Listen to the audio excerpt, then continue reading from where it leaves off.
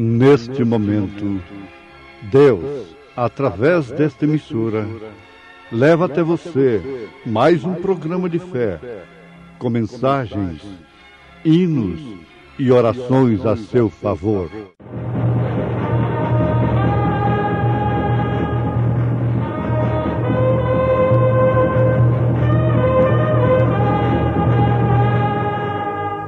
Fé para vencer.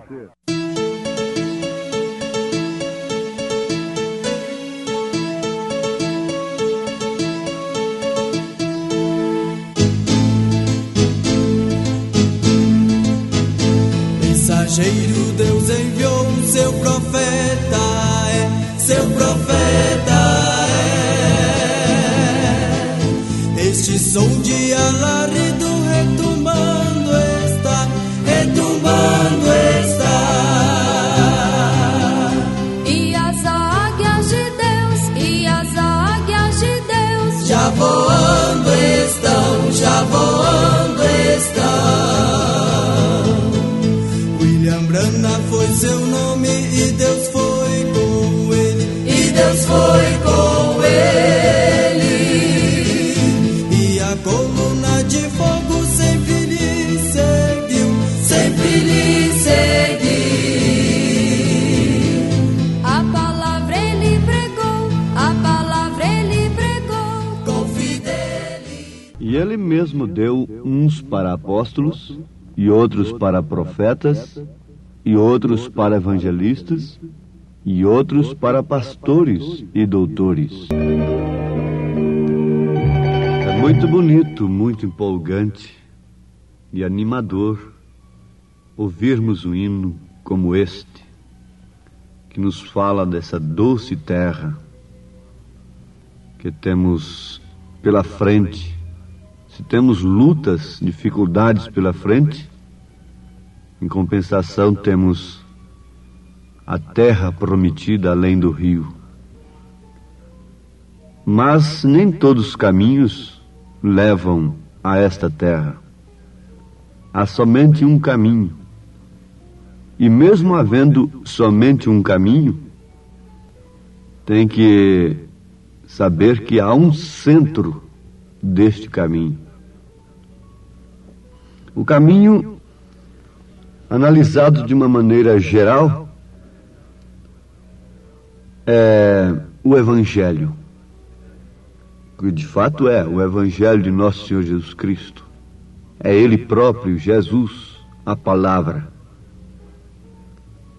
Mas acontece que, analisando de uma maneira geral, conforme já afirmamos, isto é, tratando-se de religiões, o que seriam caminhos que alegam ser o mesmo caminho, então teríamos que encontrar o centro deste caminho.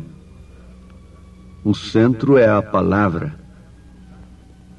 É a mensagem que Deus envia ao seu povo no seu determinado tempo. A arca é a mensagem de Bíblia, é a Bíblia pura.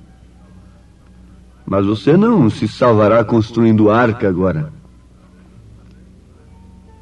Também, como ser o maná, é uma Bíblia pura, mas não vamos esperar maná cair dos céus para nós.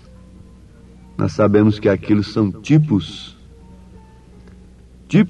de Jesus Cristo, o alimento do Deus vivo, o alimento espiritual no seu devido tempo. Você não vai esperar se salvar simplesmente com a mensagem de Lutero, porque ali foi um broto da semente que havia sido plantada. Nem tampouco somente com a mensagem de Wesley, e ainda nem tampouco somente com os dons espirituais. e ainda nem tampouco somente com o novo nascimento, mas sim com o batismo do Espírito Santo neste novo nascimento. Justificação pela fé, santificação, novo nascimento, com o batismo do Espírito Santo. Então isso seria um aperfeiçoamento do corpo de nosso Senhor Jesus Cristo. Isso é também tratado individualmente. Agora vocês vão notar uma coisa. Quando nós pregamos que é Deus tratando individualmente, aqueles que têm espíritos rebeldes e que não gostam de sujeitar-se a pastores, receberem orientações, sofrem até um avivamento. Aquele espírito convulsiona e acha bom. Isso não quer dizer que o corpo de Jesus Cristo não necessitaria de apóstolos, de profetas, de evangelistas, de pastores, de doutores que são ensinadores da palavra, esses doutores aqui, não é? Muito bem. Houve uma pergunta para o profeta desta era, é a pergunta de número 22 do livro de Perguntas e Respostas sobre os Selos. Terá a noiva de Cristo um ministério antes do rapto, antes do arrebatamento? A resposta foi essa: seguro. Isso é o que está sucedendo agora mesmo, certo? É a mensagem da hora. A noiva de Cristo está composta de apóstolos, profetas, mestres, evangelistas e pastores, correto? Essa é a noiva de Cristo. E ela tem um ministério, um grande ministério. O ministério da hora será tão humilde. E ele prossegue adiante, advertindo que será muito humilde, e não será um grande espetáculo público, e nem tampouco uma coisa restrita, especial para um homem, para uma pessoa individual, mas sim para toda a noiva, todos os eleitos. Quando a pedra de coroa desce sobre a pirâmide que é formada de fé, virtude, conhecimento, temperança, paciência, piedade, amor fraternal, ela desce sobre o corpo, não sobre um indivíduo particularmente. Porque não é um indivíduo que será arrebatado, mas sim a noiva que será arrebatada. A minha mão, ela é um membro individual. Ela pode sofrer um ressecamento se não receber a circulação, ela pode ser necessária até ser amputada se não recebe a mesma vida, o mesmo sangue. Mas então ela tem que ter vida individual nesse sentido. O sangue tem que regá-la individualmente. Mas nem por isso ela pode se desmembrar do meu corpo. Ela está sujeita a uma mente, ela está sujeita aos nervos, ela está sujeita a todo o controle do corpo. Através dela se opera um sentido, que é o tato, e por sua vez se manifesta através da mente, é dirigido por uma mente. Assim também é o corpo de Cristo, assim também é a igreja noiva.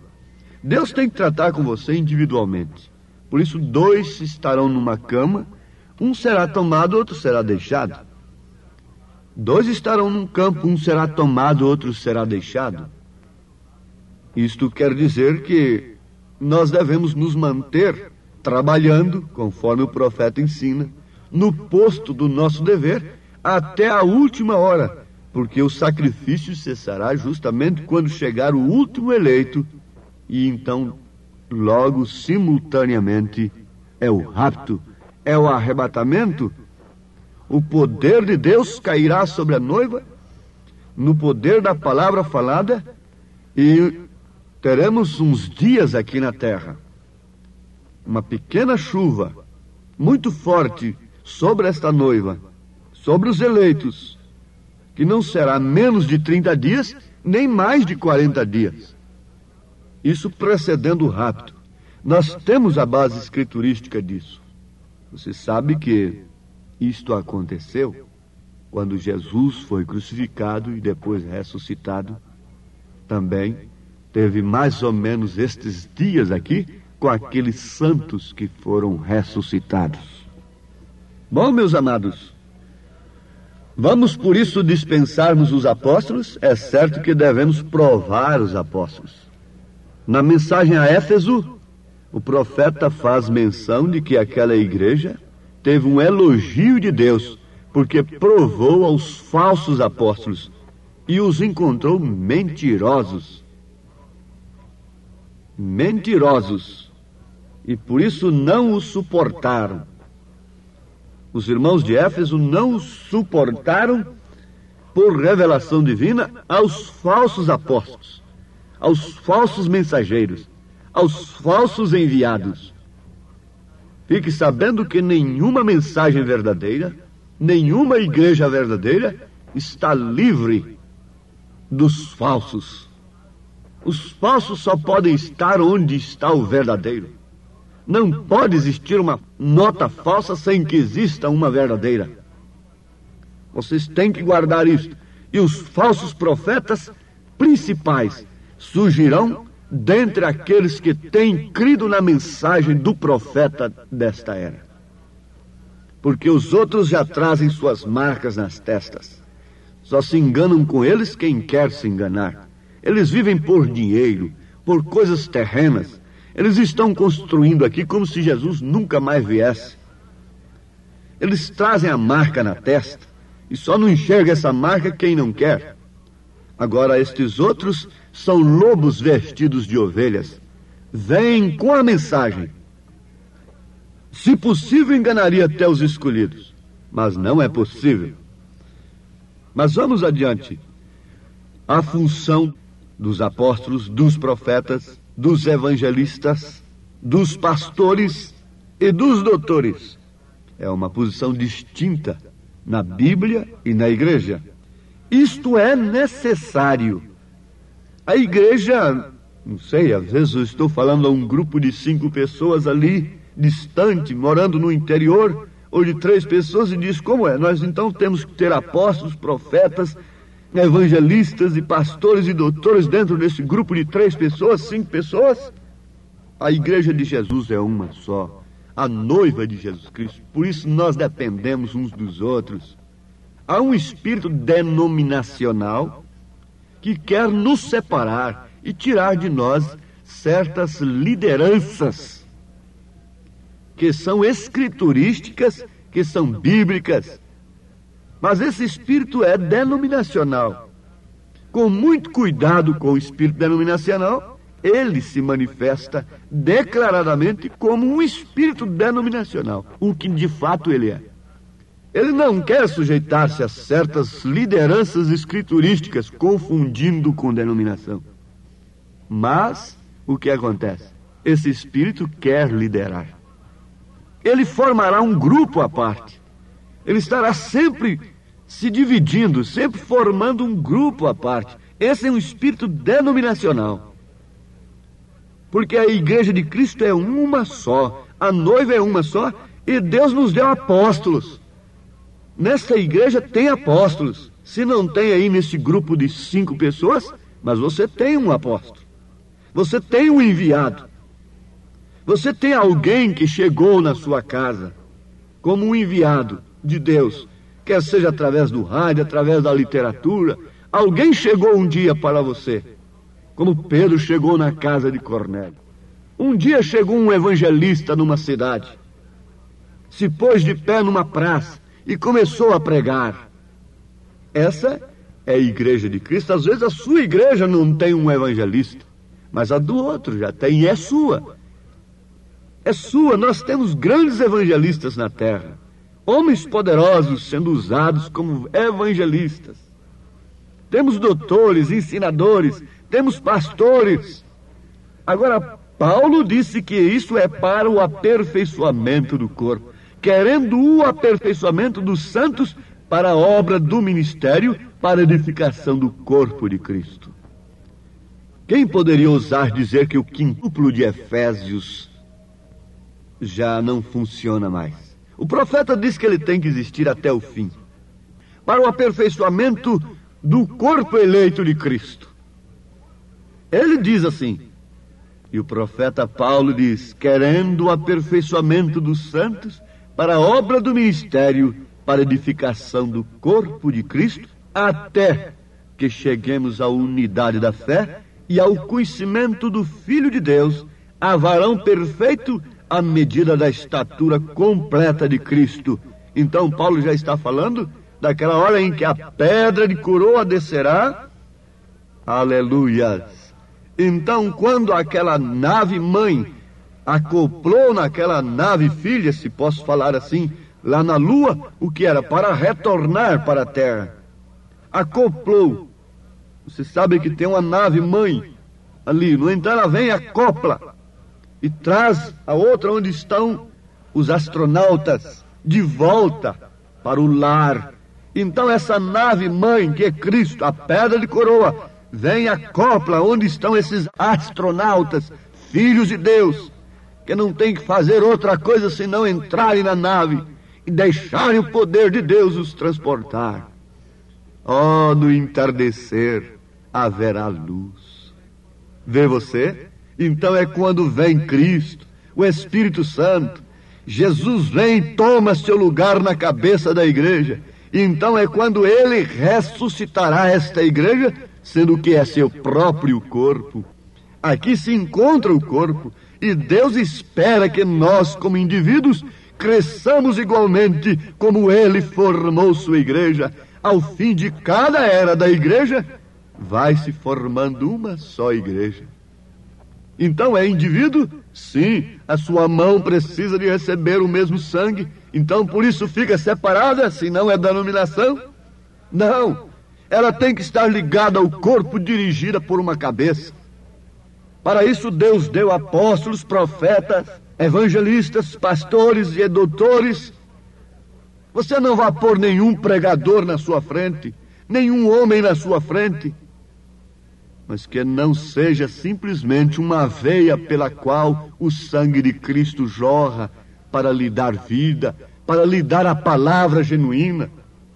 Não coloque homem no sentido da palavra, diante de você, mas sabe que o veículo de Deus é homem. Como o veículo do diabo é homem, é mulher, o veículo de Deus para pregar o evangelho, entre parênteses, é somente homens para tomar o púlpito.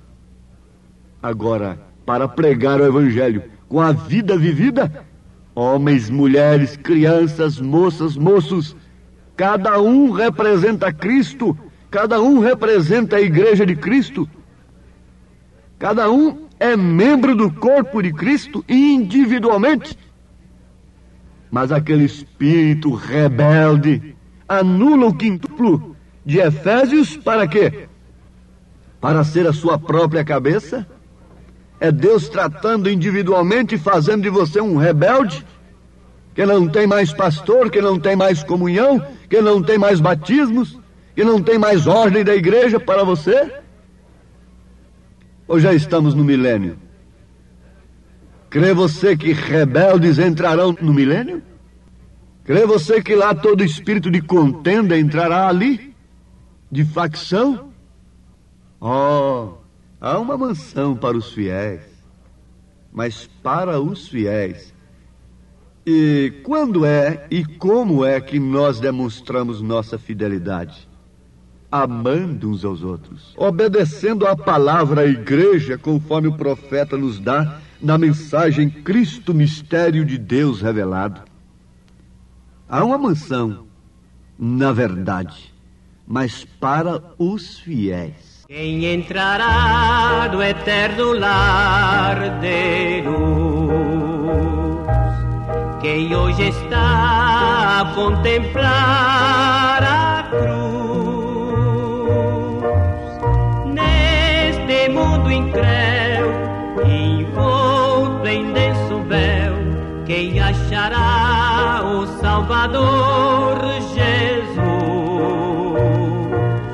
Tu dizes ter graça e poder do além, dizes fazer... Deus amado, te suplicamos com fé, no nome do teu Filho Jesus Cristo, que esta mensagem continue sendo selada pelo Espírito Santo em todos os corações eleitos do Senhor, para a honra e glória do teu santo nome, para o aperfeiçoamento do corpo do Senhor.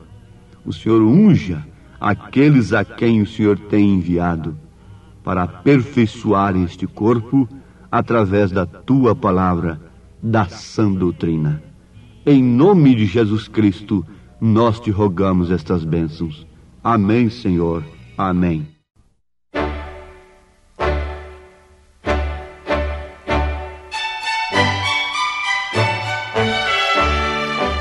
Ouvintes, escreva-nos pela caixa postal de número 15.020, 15020, CEP 74.501-970, Goiânia, Goiás. O nosso endereço na internet é www.apalavraoriginal.org.br. Volte a nos ouvir amanhã novamente neste mesmo horário, nesta emissora, se o Senhor nos permitir, com fé no Filho de Deus, a fé que vence o mundo.